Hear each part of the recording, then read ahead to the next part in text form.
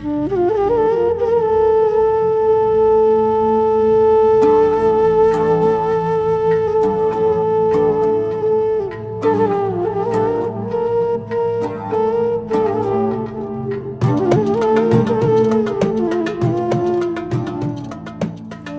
my name is Todd Bennett, and I'd like to welcome you to this newest installment of the Leaving Babylon series. The last time we talked about the fact that Babylon is not just a religious system, but rather it's an entire paradigm shifting of people's time and attention away from the Kingdom of Elohim and towards themselves and the world system. We talked about the fact that we need to be kingdom-minded in everything that we do. And the problem is that most people don't even know what a kingdom is or how a kingdom operates. As we discussed before, many Western cultures have adopted democratic structures of government, and many actually rebelled against monarchies in their past history. So there's often an anti-kingdom bias built into our cultures and our mindset because we're very wary of tyrannical kings. And on top of that, most have never been taught how the Kingdom of Elohim functions. So we have no idea how to be kingdom-minded when we've been raised in this Babylonian system. So for this subject, I can think of no better example to start with than the prophet Daniel. He literally lived in Babylon, although it was Neo-Babylon. He lived in the city of Babylon, and he was taken captive from Jerusalem to Babylon. That captivity was due to the failure of the house of Judah to obey the Torah, and it was part of their punishment. Daniel, along with his companions Hananiah, Mishael, and Azariah, were very gifted, and they received great favor in the Babylonian kingdom, and they were actually provided training for 3 years so that they could serve in Nebuchadnezzar's court. Now we read in Daniel 1 how they were offered the same food and drink as the king, but they declined. They were set apart as we're supposed to be set apart by observing dietary instructions found in the Torah.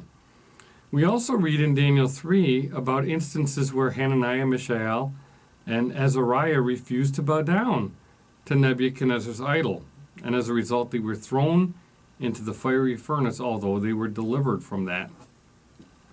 We also read in Daniel 6 about how Daniel continued to openly pray to Yahweh in direct opposition to a decree of the king, and as a result he was thrown into the lion's den, and he also was spared. So no matter what Babylon threw at them, they refused to conform or compromise. And whether it was food or drink, idolatry, or how they worshipped Elohim, they followed the Torah and they excelled. So it is possible to live set-apart lives in Babylon, but the goal is not to remain in Babylon if you're in the covenant.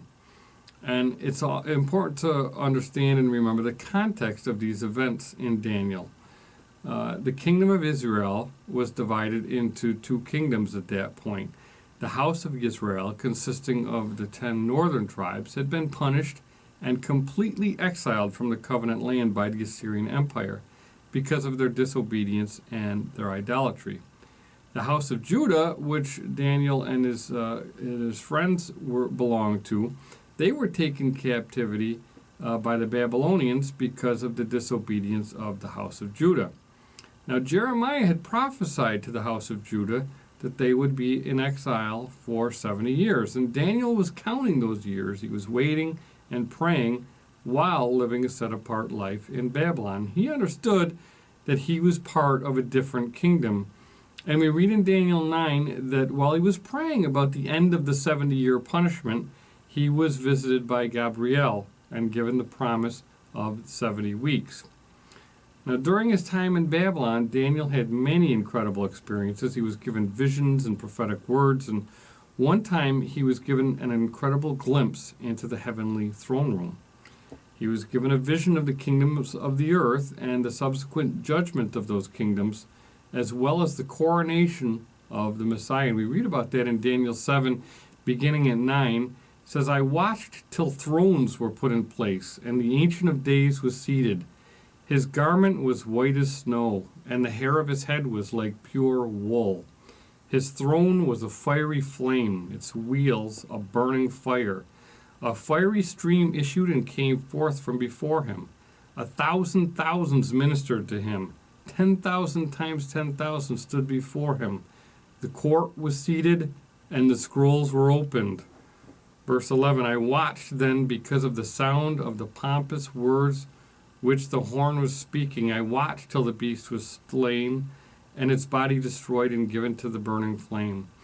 As for the rest of the beasts, they had their dominion taken away, yet their lives were prolonged for a season and a time. And that's when he's referencing the kingdoms that he'd been given a vision of. Continuing in 13, I was watching in the night visions, and behold, one like the Son of Man coming with the clouds of heaven. He came to the Ancient of Days, and they brought him before him. Then to him was given dominion and glory and a kingdom, that all peoples, nations, and languages should serve him. His dominion is an everlasting dominion which shall not pass away, and his kingdom the one which shall not be destroyed. Now, this was really an incredible scene into the court of heaven. And it's important to understand that this heavenly court is operating now. As I'm speaking, it's fully functioning and operating. Even though we don't see it and we don't have these visions on a regular basis, we need to know that it's there. It's a real court in a real kingdom in another dimension that's rendering judgments throughout the entire kingdom, including this present age and this planet. And so, while we go out about our daily business in Babylon, Elohim is managing his kingdom from his royal court. Someday, you'll be standing before the throne, and the scrolls will be examined concerning you and me. And that's something we all have to understand and contend with. We read another account from this heavenly throne room in Revelation 4 and 5, beginning at Revelation 4:1. After these things I looked, and behold, a door standing open in heaven. And the first voice which I heard was like a shofar speaking with me, saying, Come up here, and I will show you things which must take place after this. Immediately I was in the Spirit, and behold, a throne set in heaven, and one sat on the throne. And he who sat there was like a jasper and sardius stone in appearance. And there was a rainbow around the throne, in appearance like an emerald. Around the throne were 24 thrones, and on the thrones I saw 24 elders sitting, clothed in white robes, and they had crowns of gold on their heads. And from the throne proceeded lightnings, thunderings, and voices. 7 lamps of fire were burning before the throne, which are the 7 spirits of Elohim. Before the throne there was a sea of glass like crystal, and in the midst of the throne and around the throne were 4 living creatures, full of eyes in front and in back. The first living creature was like a lion, the second living creature like a calf. The third living creature had a face like a man, and the fourth living creature was like a flying eagle. The 4 living creatures, each having 6 wings, were full of eyes around and within, and they do not rest day or night, saying, Holy, holy, holy, Kadosh, Kadosh, Kadosh, Lord God Almighty, Yahweh El Shaddai, who was and is to come. Continuing in Revelation 4:9, whenever the living creatures give glory and honor and thanks to him who sits on the throne, who lives forever and ever, the 24 elders fall down before him who sits in the throne and worship him who lives forever and ever, and cast their crowns before the throne, saying, You are worthy, O Yahweh, to receive glory and honor and power, for you created all things, and by your will they existed and were created. Now, when he had taken the scroll, the 4 living creatures and the 24 elders fell down before the Lamb, each having a harp and golden bowls full of incense, which are the prayers of the elect. And they sang a new song, saying, You are worthy to take the scroll and to open its seals, for you were slain and have redeemed us to Elohim by your blood out of every tribe and tongue and people and nation, and have made us kings and priests to our Elohim, and we shall reign on the earth. Now further in Revelation 5 we read, beginning at 5:11, Then I looked and I heard the voice of many angels around the throne the living creatures and the elders, and the number of them was 10,000 times 10,000, and thousands of thousands, saying with a loud voice, Worthy is the Lamb who was slain to receive power and riches and wisdom and strength and honor and glory and blessing. And every creature which is in heaven and on the earth and under the earth, and such as are in the sea, and all that are in them, I heard saying, Blessing and honor and glory and power be to him who sits on a throne, and to the Lamb forever and ever. Then the 4 living creatures said, Amen. And the 24 elders fell down and worshipped him who lives forever and ever. Now, from these passages, we can glean just a bit of the functioning of the heavenly kingdom. And it's really quite incredible. The dynamics of what's going on, we can barely grasp them. But it's a continuing, functioning court where there's judgments, there's worship going on. It's really an incredible scene that we read in these passages. And the kingdom has a king and a court, and as we can read, there's multiple layers, hierarchies, and varieties of beings in this kingdom.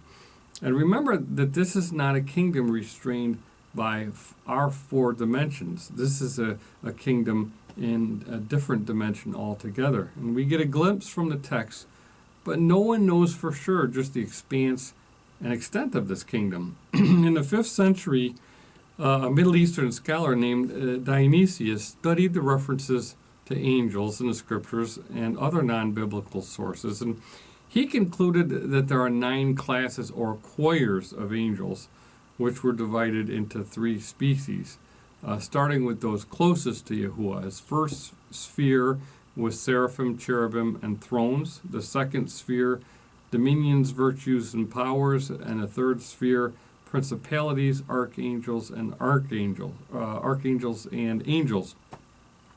Moshe ben Maimonides ranked 10 classifications of angelic beings, beginning at 1, Chayot HaKodesh, 2, Ophanim, 3, Erelim, 4, Hashmalim, 5, Seraphim, 6, Malachim, 7, Elohim, 8, Beni Elohim, 9, Cherubim, and 10, Ishim. So we see that different people come up with different classifications as we're trying to just understand how this kingdom operates.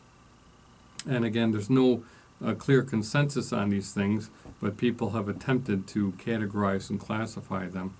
And all of the descriptions that we've read by Daniel and John in Revelation, as well as other prophets such as Isaiah and Ezekiel, describe this functioning kingdom. And again, this is an everlasting kingdom that's operating in the heavenly realm. And this is the reality that we should all be recognizing, understanding, and functioning within. These aren't just, old prophecies or interesting stories. They're describing something that's ongoing and that we're a part of. We get another glimpse in Psalm 82, which is often overlooked. In Psalm 82:1, we read, Elohim has taken his place in the divine council. In the midst of the Elohim, he holds judgment. Now, this is a profound statement for most Christians whose understanding of Elohim is limited to the Trinity and the church. Many people translate Elohim, capital E Elohim, with capital G God, as if there's only one Elohim and one God. But this text is telling us that Elohim is taking his place in the divine council. In the midst of the Elohim, he holds judgment. So now we're talking about Elohim in the midst of other Elohim. Now this is something that some people might really panic about because it sounds like it's polytheism, and we're talking about multiple deities that the pagans are involved with worshiping. But that's really not the case at all.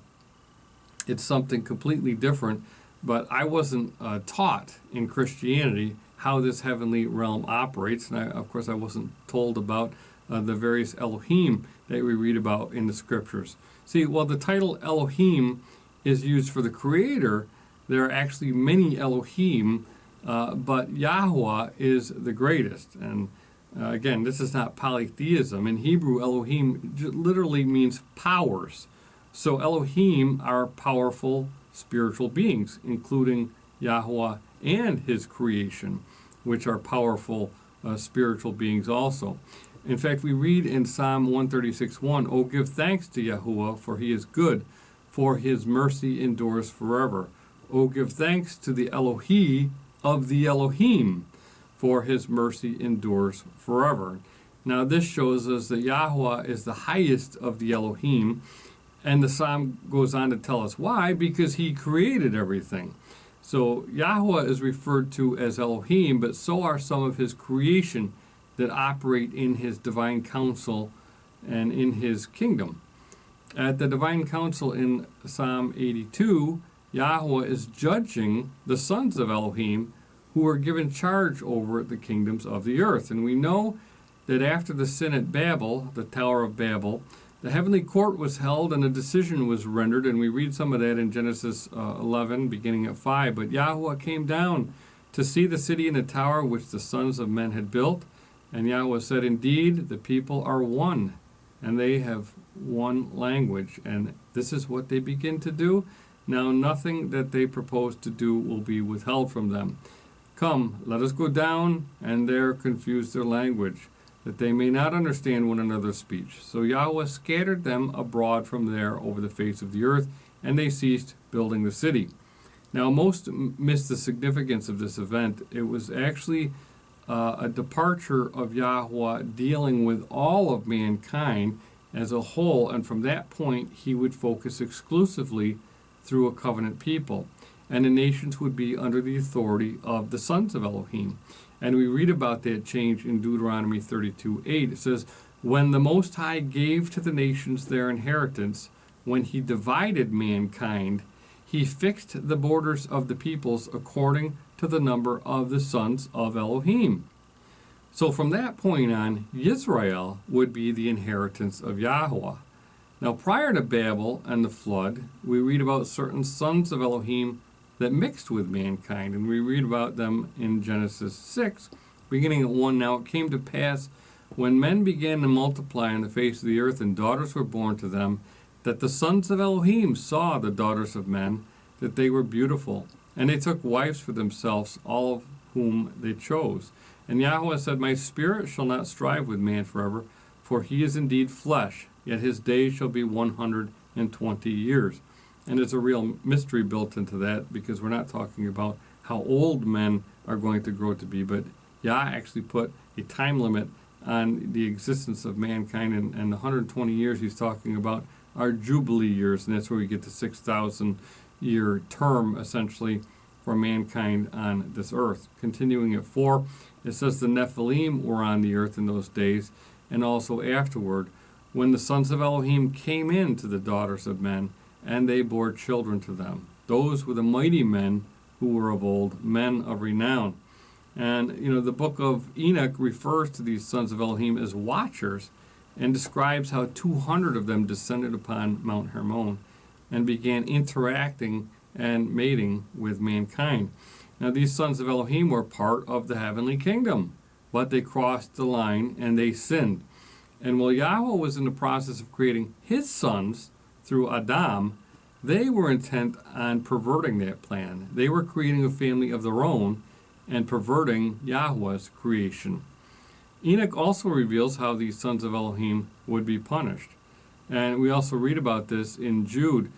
Beginning at Jude 5, we read, "But I want to remind you, though you once knew this, that Yahweh, having saved the people out of the land of Egypt, afterward destroyed those who did not believe. And the angels who did not keep their proper domain, but left their own abode, he has reserved in everlasting chains under darkness for the judgment of the great day. As Sodom and Gomorrah and the cities around them in a similar manner to these, having given themselves over to sexual immorality and gone after strange flesh, are set forth as an example, suffering the vengeance of eternal fire." Now this text in Jude talks about various judgments rendered by Yahweh, including that upon the angels, the sons of Elohim, who left their first estate, who left their abode. Peter, when referring to deliverance through judgment, also wrote about judgment on these fallen angels. In 2 Peter 2:4 we read, "For if Elohim did not spare the angels who sinned, but cast them down to hell and delivered them into chains of darkness to be reserved for judgment." So again, that confirms the same as Jude and Enoch, that these angels, these fallen angels, these sons of Elohim, would be punished. In fact, Psalm 82 actually concludes with the promise of that judgment. Beginning at verse 6, it says, "I said, you are Elohim, and all of you are sons of the Most High, but you shall die like men, and fall like one of the princes. Arise, O Elohim, judge the earth, for you shall inherit all the nations." So Yahweh is telling them that they're Elohim, they are divine powers, but regardless, they're going to die like mortal men. And the sons of Elohim who transgressed would be sentenced to death.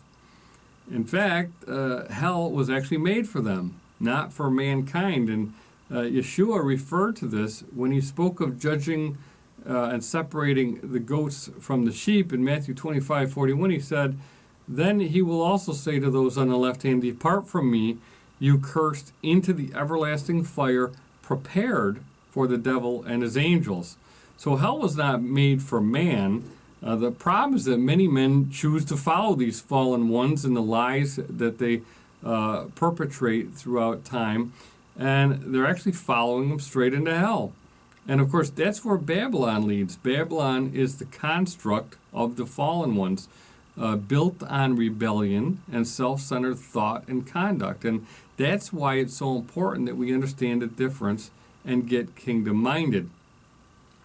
The final judgment rendered in Psalm 82 again declares, "Arise, O Elohim, judge the earth, for you shall inherit all nations." So in the end, Yah will regather his people, and he will inherit all the nations. And he's going to do this through Yisrael, his inheritance. Until that time, the heavenly court continues to respond to petitions and dispatch decrees outside of our time. And we read about the heavenly court in the book of Job, a couple instances in Job 1:6. It says, "Now there was a day when the sons of Elohim came to present themselves before Yah, and Satan also came along with them." And then Job 2:1, again, "There was a day when the sons of Elohim came to present themselves before Yah, and Satan came also among them to present himself before Yah." So we can see again, the sons of Elohim have always been a part of this heavenly kingdom. And in fact, the sons of Elohim were present at creation, as we read about in Job 38:4-7. It says, "Where were you when I laid the foundations of the earth? Tell me, if you have understanding. Who determined its measurements? Surely you know. Or who stretched the line upon it? To what were its foundations fastened? Or who laid its cornerstone? When the morning stars sang together, and all the sons of Elohim shouted for joy." So the sons of Elohim existed before creation and actually witnessed this incredible event. And it's important to understand that the word son, it's a family term. It's familial in nature. So we see here a kingdom with courts containing a royal family. Now, Yeshua was also at creation, although he's not to be confused with the other sons of Elohim. Yeshua is described as the beloved son of Yahuwah on two separate occasions in Matthew 3:17 and Matthew 17:5. Once again, after he was immersed in the Jordan, and again, likely on Mount Hermon when he was transfigured. The word beloved means favorite, special, or esteemed. And of course, we're provided a very vivid example of this, the favored son, from the story of Joseph, who was actually a pattern for the suffering servant Messiah, who would later be elevated as a royal ruler in the kingdom of Egypt. Yeshua was also described, though, as the only begotten son of Elohim in John 1:18, John 3:16, John 3:18, Hebrews 11:17, and 1 John 4:9. The word for only begotten refers to unique or one of a kind, and we can actually see this unique son at the beginning and in the beginning. Interestingly, the first word, Bereshit, begins with a bet and a resh, which is bar, and that means son. So actually the first two letters of the Hebrew scriptures say son. And the first 7 words of Genesis reveal the son as the word, the Aleph Ta, pronounced et. The first 7 words in Bereshit 1:1 Bereshit bara et Elohim hashamayim va'et ha'aretz. So there's actually 2 instances of this untranslated Aleph Ta. Aleph being the first letter in the Hebrew alphabet, Ta being the last letter in the Hebrew alphabet. This has always been a mystery to the sages, but Yeshua revealed in Revelation. He didn't say, I am the Aleph and the Omega. He said, I am the Aleph and the Ta. It was there from the beginning, creating. In fact, we see the first et between bara, create, and Elohim. And Yeshua was also connecting the heavens, hashamayim, with the earth, ha'aretz, hashamayim va'et ha'aretz. So when you get a handle on this issue of the kingdom, it makes the debate over whether the Messiah was God or a man irrelevant, as some spend so much time doing. Of course, Yeshua was Elohim, and he was unique from all the other sons of Elohim. As the only begotten son, he was given the privilege of creating and propagating other sons according to his kind. And this is specifically provided through John 1:10 through 13. Beginning at 10, he was in the world, and the world was made through him, and the world did not know him. He came to his own, and his own did not receive him. But as many as received him, to them he gave the right to become sons of Elohim, to those who believe in his name, who were born not of blood, nor of the will of the flesh, nor of the will of man, but Elohim. So we see that this existence that we're in is all about Yeshua creating this planet as a sort of womb for us to become sons of Elohim in the kingdom. The fallen angels, those rogue sons of Elohim, have sought to tamper with that plan, and that's the conflict that we currently find ourselves in since the Garden of Eden. The kingdom of light versus the kingdom of darkness. And at the heart of every kingdom is a king. Adam was supposed to be king of this planet, but he failed. And that's why Yeshua came as the second Adam through the covenant to restore his creation and lead us back to Eden. Interestingly, the word for king, we've talked about the Melech Tzedek, the word for king is Melech. And there's a connection between a king and a messenger. The word often translated as angel is Malach. It's the same word as king, except there's an added aleph after the lamed. And aleph actually means strength or power. So angels are often referred to simply as messengers, but they're much more than that. They're powerful beings, and they're ambassadors for the king. So an earthly king is supposed to be a messenger representing Elohim on behalf of the people. And of course, that's the example why we have that example of kingdoms on earth, so we can get an idea of how the kingdom in heaven is supposed to operate. And kings are supposed to represent Yah and his heavenly court on earth as it is in heaven. Kings are supposed to mete out justice in their courts as Yah does in his heavenly court in his kingdom. And that's why Yah often uses the kings of these worldly kingdoms to accomplish his will, whether they realize it or want to cooperate with him. He uses these kingdoms for his own benefit. Now, Yeshua came as the Aleph and the Ta, the Et, and that literally means strength of the covenant. And as both king and messenger of Yah, he operated. He led and taught people the ways of the kingdom, and this is why his first recorded message is, repent, for the kingdom of heaven draws near. He also taught his disciples to pray, your kingdom come, your will be done on earth as it is in heaven. And he taught his disciples to be fishers of men, and he came as a shepherd to gather the sons of Elohim into the kingdom. And sons of Elohim is Beni Ha-Elohim in Hebrew. And it's important to know that because after the division of the kingdom of Israel, we already talked about the context of Daniel, how Israel had been divided into two kingdoms. Before that happened, the prophet Hosea was sent to the 10 northern tribes, the house of Israel. And he indicated to them that they would fall out of covenant with Elohim because of their disobedience. But he also gave a great promise, and we read about it in Hosea 1:10. He says, "Yet the number of the sons of Yisrael shall be as the sand of the sea, which cannot be measured or numbered. And it shall come to pass in the place where it was said to them, You are not my people, there it shall be said to them, You are the sons of the living Elohim." In other words, they would become the sons of Elohim, the Elohim that is the source of life, YHWH. Now, in the Hebrew language, letters equal numbers. And as I said, sons of Elohim is Beni Ha-Elohim. And if you take those words, Beni Ha-Elohim, and translate those into their numerical values, it equals 153. And this is very significant because after the resurrection, Yeshua gave the message of his mission loud and clear through one specific miracle.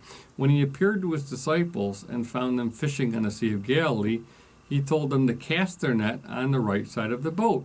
And then we read in John 21:1, Shimon Kepha went up and dragged the net to land full of large fish, 153. And although there were so many, the net was not broken. And of course, the 153 represents sons of Elohim, Beni Ha-Elohim.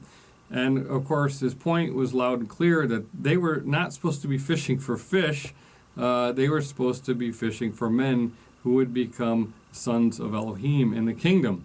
And of course, this was the fulfillment of the prophecy given by Jeremiah at 16:14. "Therefore, behold, the days are coming, says Yahweh, that it shall no more be said, Yahweh lives, who brought up the children of Israel from the land of Egypt, but Yahweh lives, who brought up the children of Israel from the land of the north and from all the lands where you had driven them.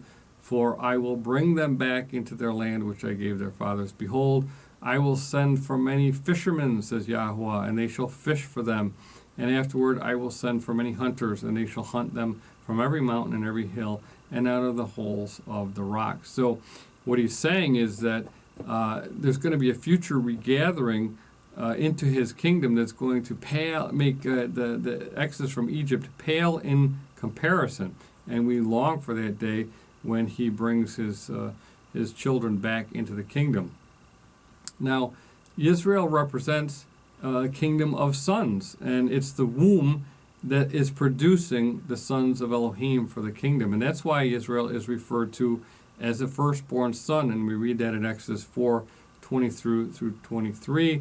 "Then you shall say to Pharaoh, Thus says Yahweh, Yisrael is my son, my firstborn. So I say to you, let my son go, that he may serve me. But if you refuse to let him go, indeed I will kill your son, your firstborn." Now this was spoken before the Passover and the grain harvest, and we know that the grain harvest is all about Yeshua, the Reshit, the first, and then gathering the Bikurim, the first fruits. And we see this pattern in the appointed times that span from Passover to Shavuot, which begins at the barley harvest and ends at the wheat harvest, the offering of the first fruit of the wheat harvest at Shavuot. Yeshua came to fulfill and complete the covenant made with Yisrael, and this is how the sons of Elohim get birthed into the kingdom. And he did all of the heavy lifting to accomplish this through the renewed covenant with the house of Israel and the house of Judah that we read about in Jeremiah 31. Beginning at 31, it says, "Behold, the days are coming, says Yahuwah, when I will make a renewed covenant with the house of Israel and with the house of Yehudah, not according to the covenant that I made with their fathers in the day that I took them by the hand to lead them out of the land of Egypt, my covenant which they broke, though I was a husband to them, says Yahuwah. But this is the covenant that I will make with the house of Israel. After those days, says Yahuwah, I will put my Torah in their minds and write it on their hearts, and I will be their Elohim, and they shall be my people. No more shall every man teach his neighbor and every man his brother, saying, Know Yahuwah, for they all shall know me, from the least of them to the greatest of them, says Yahuwah. For I will forgive their iniquity and their sin I will remember no more. This is why Yeshua spent so much time teaching the Torah and emphasizing obedience. He's teaching and preparing his people for life in the kingdom. And if you don't want to obey, then you're simply not going to get into the kingdom. And so many people get caught up with the notion of grace and obedience that they completely miss the big picture of the kingdom. They don't understand their purpose or destiny in the kingdom, where or how they fit in, or why they would even be saved by the Messiah. They look at salvation as some selfish need to have eternal life, when they really need to view it as being saved for a future with the Creator, to live, function, and serve in his kingdom, and to be part of his family. And now this is a complete paradigm shift for many, and they need to understand that it's by grace, which is unmerited favor.